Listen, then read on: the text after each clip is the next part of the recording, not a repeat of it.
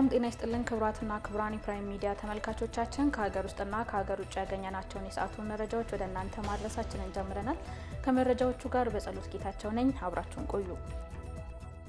የተመራቂ ተማሪዎች ስኬት የሚለካው ለኢትዮጵያና ለሕዝቧ በሚያደርጉት አስተዋጽኦ ነው ሲሉ ፕሬዝዳንት ታዬ አጽቀሥላሴ ተናገሩ።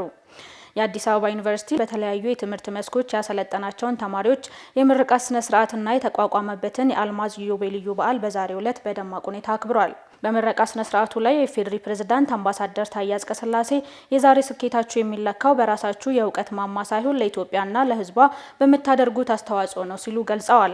ዩኒቨርሲቲው በሀገሪቱ የህይወት ዑደት ላይ ሲሰራና ሲመራመር መቆየቱን አስታውሰው የኢትዮጵያ የእውቀትና የስነ ጥበብ ማህደር መሆኑን ተናግረዋል። የችግሮቻችን መፍትሄ ሁሉ በሩቅ ጠበብቶች እጅ እንዳለ በሚወሳበት ወቅት የመፍትሄ ሀሳቦችን በማፍለቅ ለሀገር እድገት አስተዋጽኦ ሲያደርግ መቆየቱን ፕሬዝዳንቱ ገልጸዋል።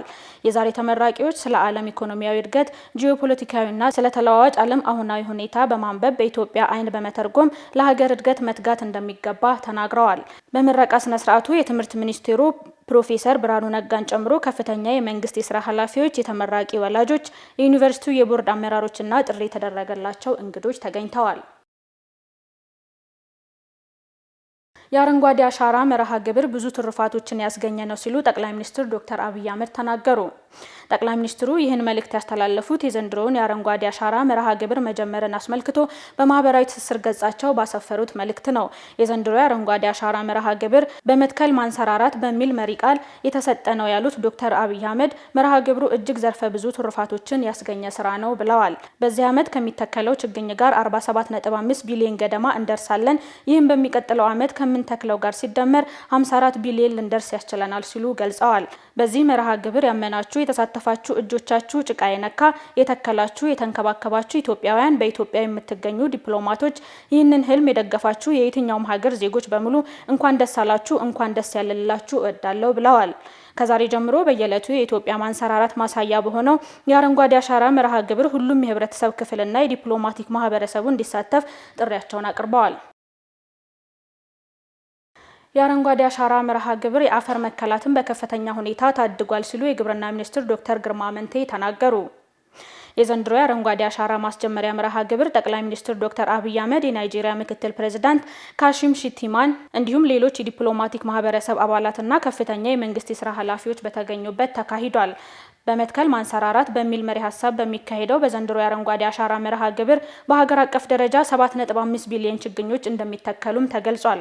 የአረንጓዴ አሻራ መርሃ ግብሩ ሳይንሳዊ በሆነ መንገድ ለማካሄድ የተለያዩ ስራዎች መሰራታቸውንና በዚህም በቡና ምርትና ምርታማነት ላይ ተጨባጭ ለውጥ መምጣቱን ሚኒስትሩ አመላክቷል። ባለፉት 6 ዓመታት የተከናወነው የአረንጓዴ አሻራ መርሃ ግብር በ1 ሄክታር የእርሻ መሬት ክለት 130 ቶን የነበረው ወደ 54 ቶን መቀነሱ ትልቅ ስኬት መሆኑንም ሚኒስትሩ ገልጸዋል። የተራቆቱ አካባቢዎችን ለማልማት በተሰሩ ስራዎች የተገኙ ውጤቶች አመርቂ መሆናቸውን ጠቅሰው በቀጣይም ዘላቂ አፈርና ውሃ ጥበቃ ስራዎች ተጠናክረው ይቀጥላሉ ብለዋል።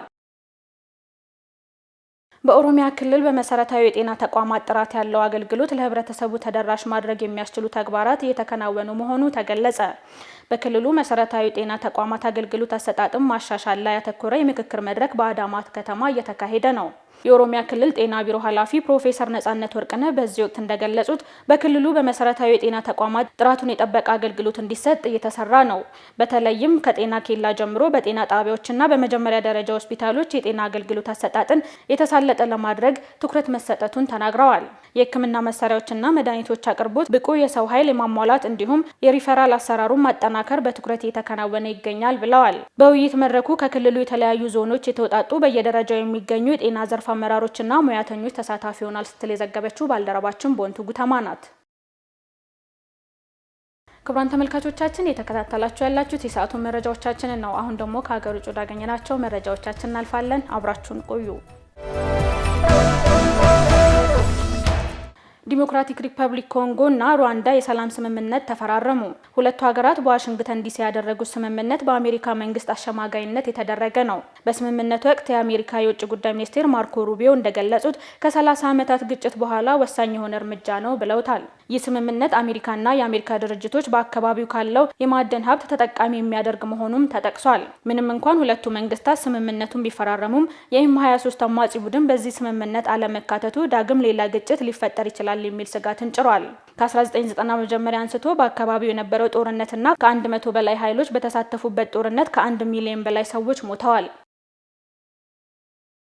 ክቡራን ተመልካቾቻችን ለሰዓቱ ያዝናቸው መረጃዎቻችን እንዲመስሉ ነበር። ስለተከታተላችሁ እናመሰግናለን።